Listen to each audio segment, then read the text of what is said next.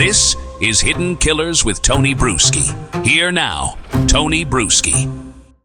How much do you think, let's start with Harvey, that Harvey needs to be concerned of anything after this? We know Wendy's probably got some questions lingering about her future, but what about Harvey? Well, I don't think Harvey is in jeopardy unless they go after Wendi and they're victorious in a conviction against her. Look, I think they're going to go after Wendi. Yeah. Even the response from the attorney, listen, we're going to let everybody rest. We're going to be able to take a moment after this, successful conviction. But she sure didn't say no. And I just believe from what we've seen historically in this case, Wendi is next. If I were Wendi, I would be making all sorts of preparations, and I'd be looking over my shoulder. I wouldn't be using my phone for anything but what do I need to bring to school today for the kids or whatever. I would be so paranoid if I were Wendi. Yeah, I don't know how she could not be paranoid at this point. And I would imagine that do you think that there's still an investigation circling around Wendi? Are her phones tapped? Are they watching her messages like a hawk? I would think like right now might be a key point where there might be some incoming and outgoing things that might raise an eyebrow or two. Well, the biggest issue was, do they have probable cause? Did they have probable cause to go up on what we call a Title III wiretap to even interface and intersect those phone calls? I don't think they did necessarily at this late time, but certainly I think they're monitoring which they can do just via subpoena, quite frankly, the calls that are going in and out and what calls she might be making. We call it, generally speaking, tickling the wire, even though there's not a wire here likely. But when something like this happens, it's huge. And so you want to focus in on what did she do after? Who is she contacting? What's happening? But yes, do I think they've just completely dropped their investigation against Wendi? No. Yeah, and there seemed to be a lot of interesting pieces that came out here, further confirming things we already knew or suspected about Wendy's awareness of not necessarily the murder, but of something happening that day. That seemed to be at least confirmed many different ways, that there was a knowledge of something that was going to happen. It could have been who knows what, but we don't necessarily out here on this side see that she knew there was a murder that was about to take place. Or do we? What are some of the pieces that came out here in this trial of Donna that stood out to you, that put a big target on Wendi in terms of investigations and maybe finding another person to charge? Well, what investigators and the prosecution are going to look at, listen, you have to show that there were at least 2 items that they can prove would have related to the conspiracy. We call them overt acts. So what overt acts can they pin on her to show she was part of it, and that was important, if you will, to make sure that the murder could take place? To me, the big item is, number one, her knowledge of his schedule and the importance of that day that it seemed to be to Wendi. I think that, to me, is an overt act, her acquiring the schedule. When are you going to take the kids? All of that. And it was imperative to be able to do the hit, imperative that they knew exactly when he would be there and when the boys or when the kids would not be there. So that was critical. One of the spookiest things to me of this whole thing was the swimming, where Dan was going to take the kids swimming that afternoon. He asks Wendi, hey, can I pick him up a little bit early, take him swimming? She initially says no. She calls Charlie, says something with Charlie, and then gets back to Dan and says, yeah, I changed my mind. It's okay. You can take the kids swimming.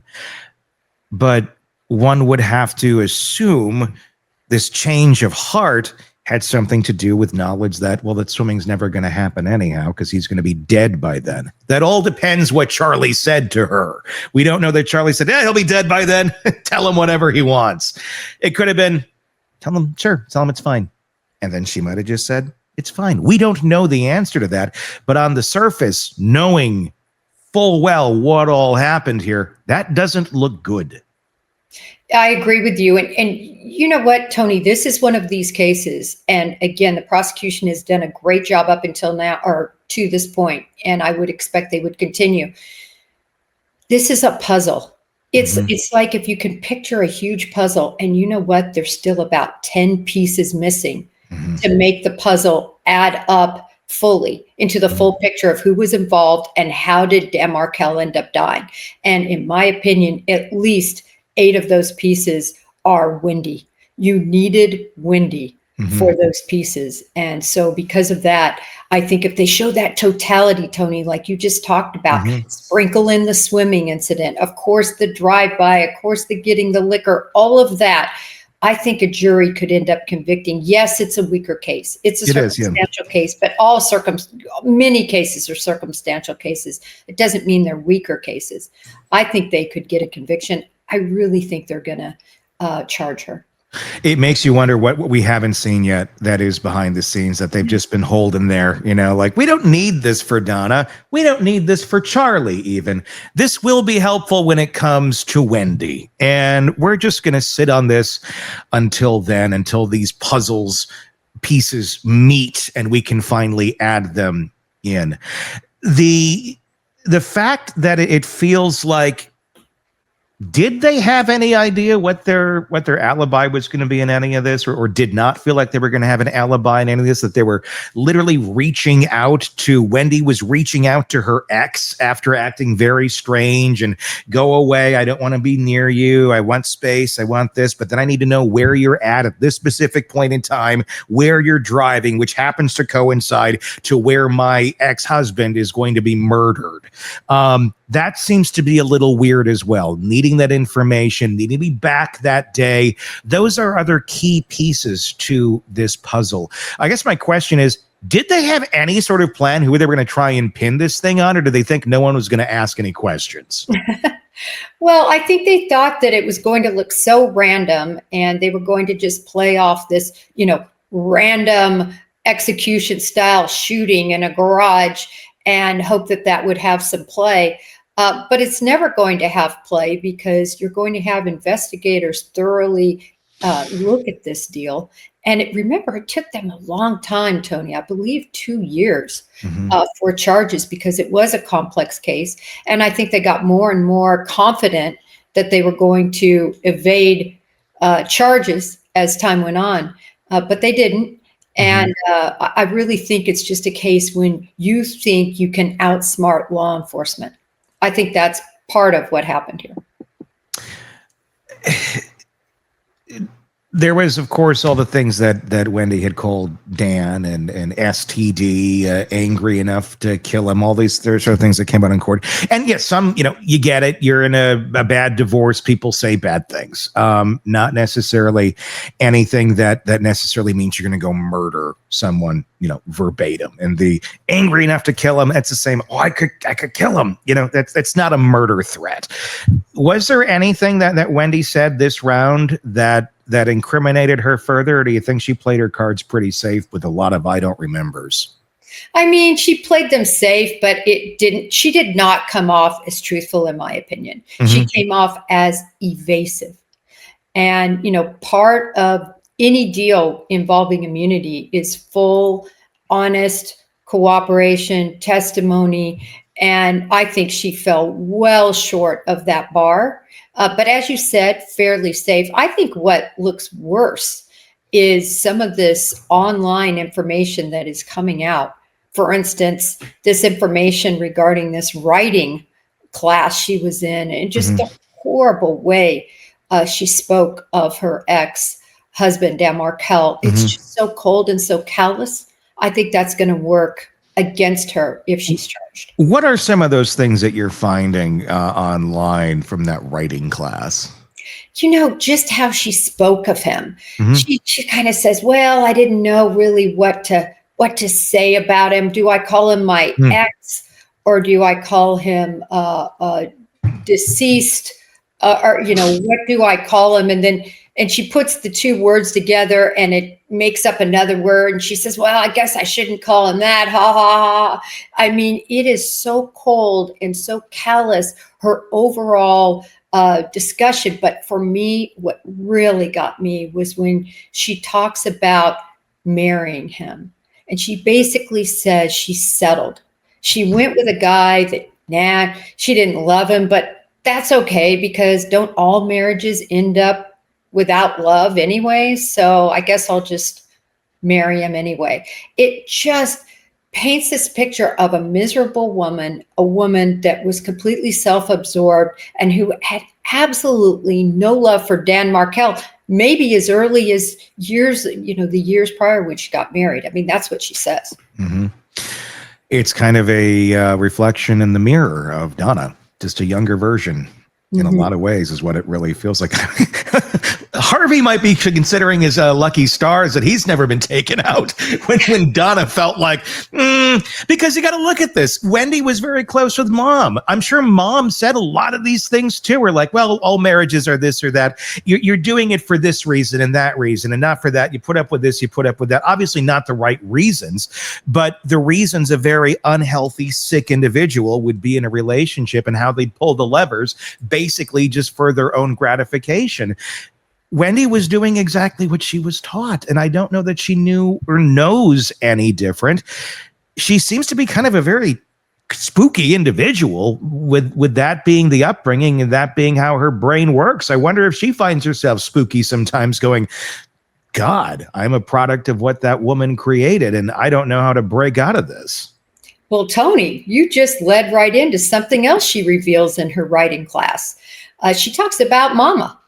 And a couple of the interesting things she said was, first of all, she talks a lot about how Mama thinks she's fat, she's overweight, she can't get into Weight Watchers because they say you're not fat and not overweight, but just kind of this self-absorbed obsession with herself that Wendi talks about her mom having. She doesn't say it really in a negative way. And then she goes on to say, and this is kind of prolific, particularly after your comment, she says, basically, I wouldn't be what I was without my mom molding. It's really spooky. You got to listen to that cut. It's really spooky.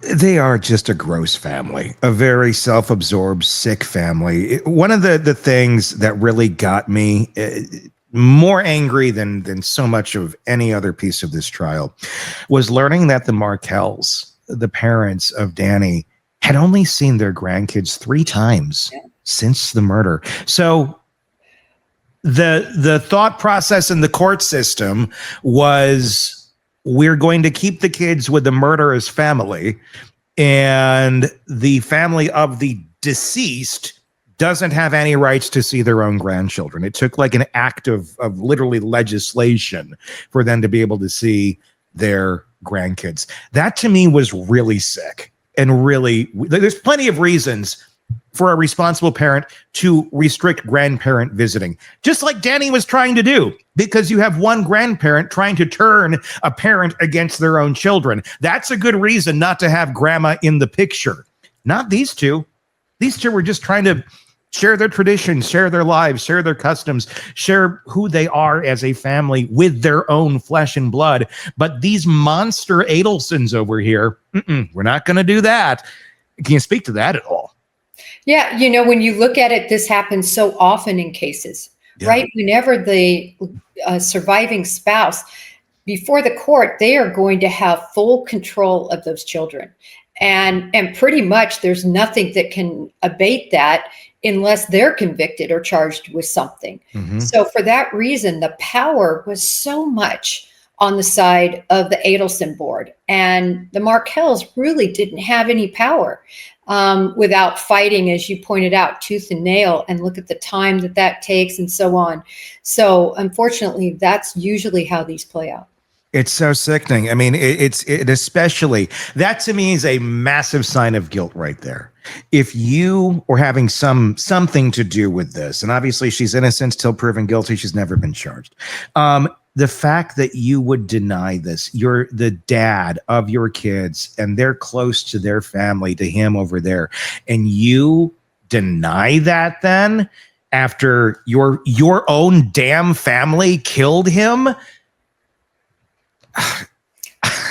if you want to look innocent, I think maybe having some interaction there might have been the better move. But clearly, they don't make good decisions.